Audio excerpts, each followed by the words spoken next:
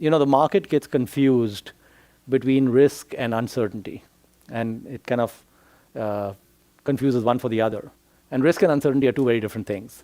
And in general, anytime you get to a situation where risk is low, but uncertainty is high, in general, the odds are high that the stock in question or business in question will be mispriced, and it'll probably be underpriced. So that combination of low risk and high uncertainty is a great combo. And the low risk means that your downside is limited. And a good way to think about that is, like, for example, when Bill Gates started Microsoft, people always think about these companies being formed as being highly risky ventures.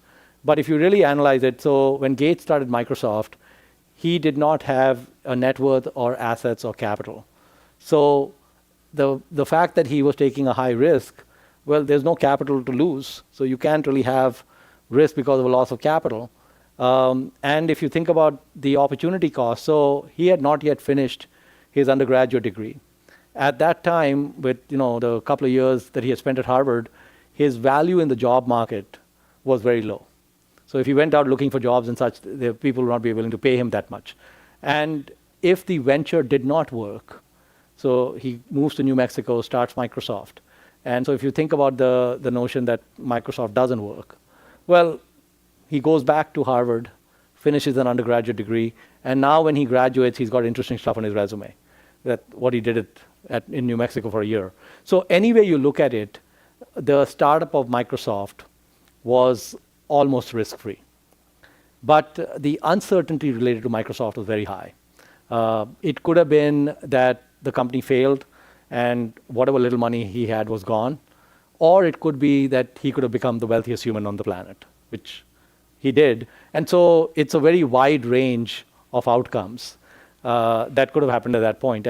But the key thing was that the risk was low. And in fact, if you study non-venture-backed startups like the Patels do not take risk. In fact, we repeatedly study businesses. There's more than 1 million businesses that get started in the United States every year. Less than 1,000 of them are venture-backed, maybe a couple of thousand. So 99+% of businesses that get formed in the United States are not venture-backed businesses. And most of them follow this low-risk, high-uncertainty principle when they get going, like the Patels.